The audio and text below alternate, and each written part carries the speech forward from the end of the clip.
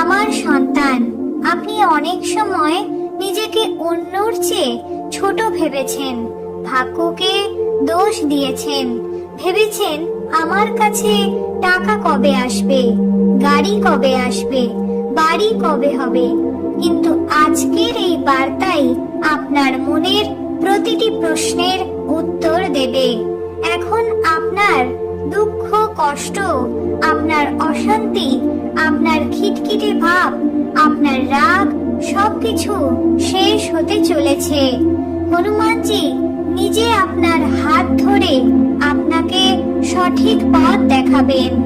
এখন কান্নার দিন শেষ, হাসির দিন শুরু। এখন বিপদ মুছে যাবে আর আনন্দের বর্ষা নেমে আসবে। আপনার আর্থিক সংকট এখন মূল থেকেই শেষ হয়ে যাচ্ছে। যে অভাব আপনি সহ্য করেছেন, যে রাতগুলো আপনি ক্ষুধা আর চিন্তায় কাটিয়েছেন, সব বদলে যাবে। কারণ আপনি সততা ছাড়েননি, ভক্তি ছাড়েননি, নিয়মিত হনুমানজির প্রতি বিশ্বাস রেখেছেন। তাই এখন সুখ, সমৃদ্ধি ও ঐশ্বর্য আপনার পা চুম্বন করবে। কিন্তু আপনাকে কি করতে হবে? আজ আমরা হনুমানজি মহারাজের এক বিশেষ মন্ত্র 108 বার জপ করেছি, যা আপনাকে সম্পূর্ণ শুনতে হবে। আপনি চাইলে আপনার মোবাইল ফোনে চালিয়েও এই ভিডিওটি সম্পূর্ণ দেখতে পারেন। তারপর কমেন্টে এসে জয় শ্রীরাম, জয় বালাজি অবশ্যই লিখবেন। এবং ভিডিওটি ভালো লাগলে চ্যানেলটিকে সাবস্ক্রাইব করে পাশে থাকুন। তাহলে চলুন শুরু করি সেই মহামন্ত্রটি, যা আপনি এতদিন শোনার অপেক্ষায় ছিলেন। অঞ্জনানন্দনম বীরম জানকী শোকনাশনম কপিসমাসহন্তারম বন্দে লঙ্কা ভয়ঙ্করম। অঞ্জনানন্দনম বীরম জানকী শোকনাশনম কপিসমাসহন্তারম বন্দে লঙ্কা ভয়ঙ্করম। অঞ্জনানন্দনম বীরম জানকী শোকনাশনম কপিসমাসহন্তারম বন্দে লঙ্কা ভয়ঙ্করম। অঞ্জনানন্দনম বীরম জানকী শোকনাশনম কপিসমাসহন্তারম বন্দে লঙ্কা ভয়ঙ্করম। অঞ্জনানন্দনম বীরম জানকী শোকনাশনম কপিসমাসহন্তারম বন্দে লঙ্কা ভয়ঙ্করম। অঞ্জনানন্দনম বীরম জানকী শোকনাশনম কপিসমাসহন্তারম বন্দে লঙ্কা ভয়ঙ্করম। অঞ্জনানন্দনম বীরম জানকী শোকনাশনম কপিসমাসহন্তারম বন্দে লঙ্কা ভয়ঙ্করম। অঞ্জনানন্দনম বীরম জানকী শোকনাশনম কপিসমাসহন্তারম বন্দে লঙ্কা ভয়ঙ্করম। অঞ্জনানন্দনম বীরম জানকী শোকনাশনম কপিসমাসহন্তারম বন্দে লঙ্কা ভয়ঙ্করম। অঞ্জনানন্দনম বীরম জানকী শোকনাশনম কপিসমাসহন্তারম বন্দে লঙ্কা ভয়ঙ্করম। অঞ্জনানন্দনম বীরম জানকী শোকনাশনম কপিসমাসহন্তারম বন্দে লঙ্কা ভয়ঙ্করম। অঞ্জনানন্দনম বীরম জানকী শোকনাশনম কপিসমাসহন্তারম বন্দে লঙ্কা ভয়ঙ্করম। অঞ্জনানন্দনম বীরম জানকী শোকনাশনম কপিসমাসহন্তারম বন্দে লঙ্কা ভয়ঙ্করম।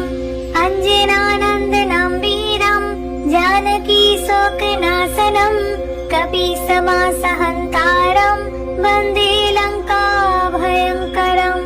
অঞ্জনানন্দনম বীরম शोकनाशनं कपीसमासहन्तारं वन्दे लङ्काभयङ्करम् अञ्जनानन्दनं वीरं जानकी शोकनाशनं कपीसमासहन्तारं वन्दे लङ्काभयङ्करम् अञ्जनानन्दनं वीरं जानकी शोकनाशनं कपीसमासहन्तारं वन्दे लङ्काभयङ्करम् अञ्जनानन्दनं वीरं जानकी शोकनाशनं कपीसमासहन्तारं वन्दे लङ्काभयङ्करम् अञ्जनानन्दनं वीरं जानकी शोकनाशनं कपीसमासहन्तारं वन्दे लङ्काभयङ्करम् अञ्जनानन्दनं वीरं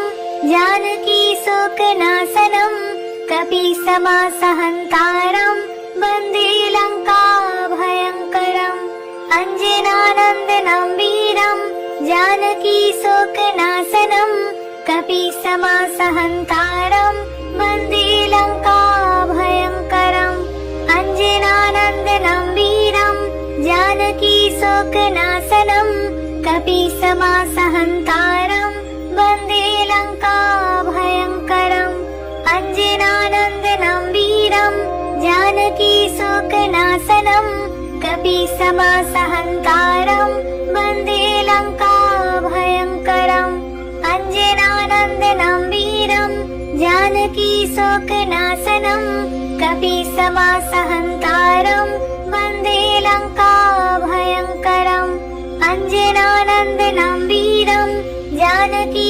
शोकनाशनं कपीसमासहन्तारं वन्दे लङ्काभयङ्करम् अञ्जनानन्दनं वीरं जानकी शोकनाशनं कपीसमासहन्तारं वन्दे लङ्काभयङ्करम् अञ्जनानन्दनं वीरं जानकी शोकनाशनं कपीसमासहन्तारं वन्दे लङ्काभयङ्करम् अञ्जनानन्दनं वीरं जानकी शोकनाशनं कपीसमासहन्तारं वन्दे लङ्काभयङ्करम् अञ्जनानन्दनं वीरं जानकी शोकनाशनं कपीसमासहन्तारं वन्दे लङ्काभयङ्करम् अञ्जनानन्दनं वीरं जानकी शोकनाशनं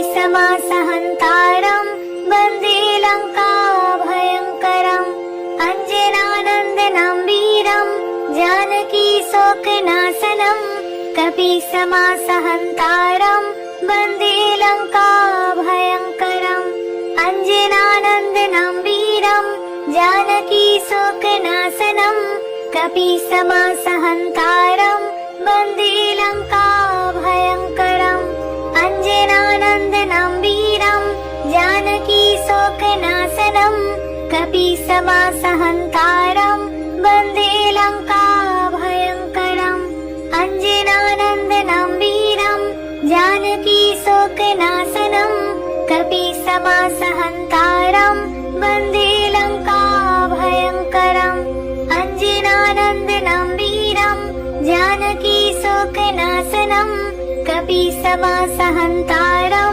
वन्दे लङ्काभयङ्करम् अञ्जनानन्दनं वीरं जानकी शोकनाशनं कपीसमासहन्तारं वन्दे लङ्काभयङ्करम् अञ्जनानन्दनं वीरं जानकी शोकनाशनं कपीसमासहन्तारं वन्दे लङ्काभयङ्करम् अञ्जनानन्दनं वीरं जानकी शोकनाशनं कपीसमासहन्तारं वन्दे लङ्काभयङ्करम् अञ्जनानन्दनं वीरं जानकी शोकनाशनं कपीसमासहन्तारं वन्दे लङ्काभयङ्करम् अञ्जनानन्दनं वीरं जानकी शोकनाशनं कपीसमासहन्तारं वन्दे